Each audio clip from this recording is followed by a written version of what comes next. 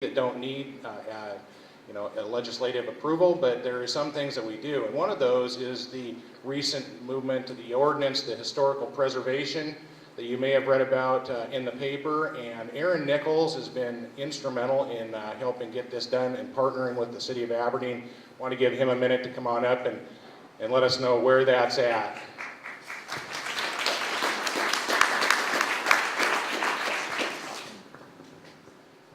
Well, first of all, I'd like to thank all of you for coming out this morning. I'd also like to give a big thanks to Chester and Bobby for their wonderful presentation earlier. And if Bobby would turn the thermostat up a little bit, I would be more than happy to go get my kilt out of the car and serve us all scotch. But, oh, okay. My name's Aaron Nickel. I've been working with Lisa Scott and Eric Nelson from the city on a historic preservation ordinance during the last couple of months. And the Historic Preservation Ordinance is actually being drafted to meet the criteria for the Certified Local Government Program. And I think a lot of you have already heard, if not one, then maybe a couple of my pitches about the Certified Local Government Program in the last couple months. A CLG program is a federal program administered by the State Department of Archaeology and Historic Preservation. And it creates partnerships between the federal government, the state government, and local governments for historic preservation. Gives a lot of great tax incentives as well to owners of historic buildings. So right now I'm very pleased to announce that our historic preservation ordinance was unanimously, City Council unanimously decided to consider the ordinance at a first reading during their meeting last week. So next week, hopefully the second reading will come through. And I would like to thank Stephen, I don't know where he is, from the Daily World, there he is, right in front of me, for the phenomenal article last night in last night's paper. It was wonderful. The level of community support we've seen for the Historic Preservation Ordinance is unprecedented. And I would urge all of you, if you support the Historic Preservation Ordinance, please write a letter to the Daily World. Please write letters to the City Council. The next City Council meeting is the 10th, and the ordinance will be scheduled for a second reading on the 10th. And we'll go from there. But thank you so much for your time. We're really excited about getting this thing into law and getting the Morck and the Grand Heron and the DNR and maybe even the electric building preserved. We'll see. But thank you. Greatly appreciated. Thank you, Aaron, for all the hard work you've been doing. It is greatly appreciated. I want to take a few minutes. We have a lot of new people here and some people that have been to the previous meetings, and there's been quite a bit of confusion about what the zone committees are, what the action committees are, how they interact with each other. So we have first of all, we'll talk about the zones. We have 5 zones. Originally, when this started, it was kind of the downtown movement. And it kind of grew into a City of Aberdeen movement. And so for that, we've really been broken out into 5 zones. There is the downtown zone, and there's individual zone maps over on these tables here. And then there's an overall map that shows all the different zones on the first table here. But you have a downtown zone. We have an east side zone, which is the zone as you first come into town up to the Wishkah Bridge. We have a west end zone as you get through downtown, take the corner here, and it's down in the west end.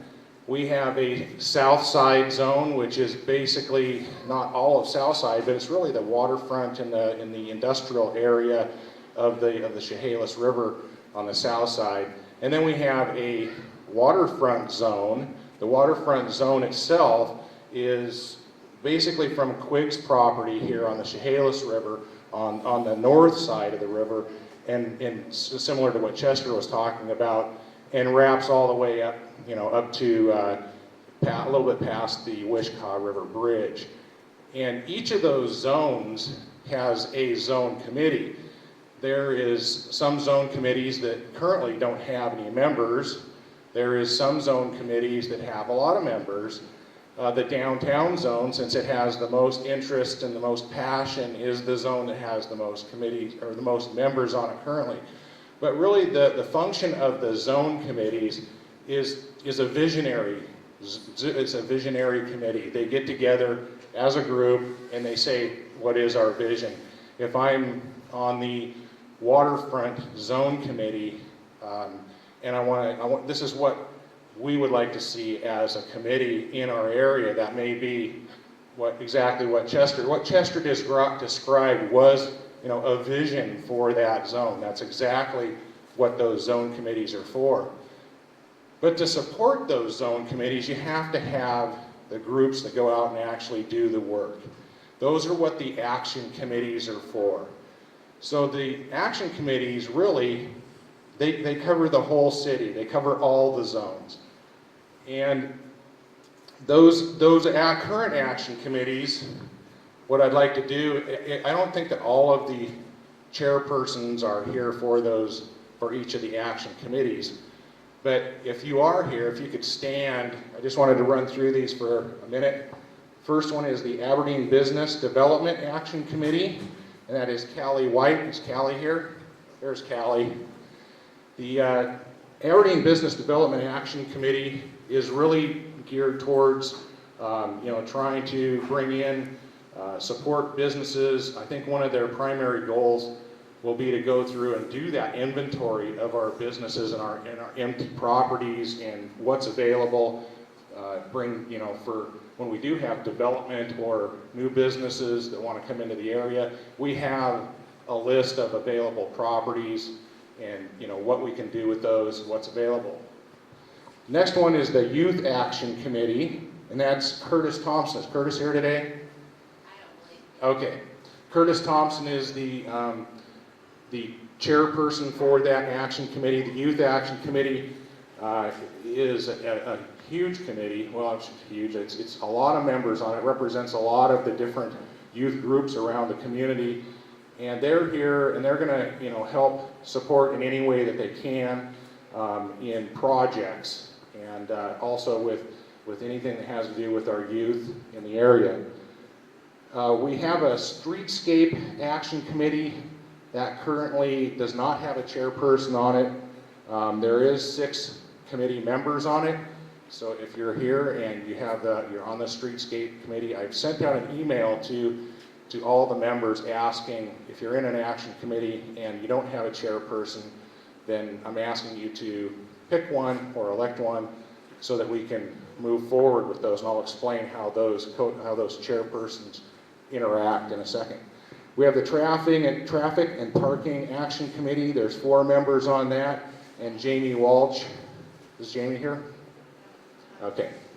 That really kind of dovetails along with the Market Street realignment, as well as future parking and traffic issues that we have in the downtown area, how to make all that work. And the city of Aberdeen's done a great job.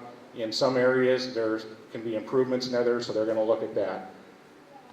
The Marketing Action Committee is Deb Blecka. Deb, she's right back there by the door.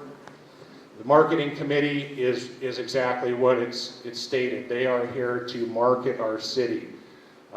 They're going to be putting together, they're going to be taking input, and they'll be working on a name for this. I know it's been near and dear to a lot of people's hearts.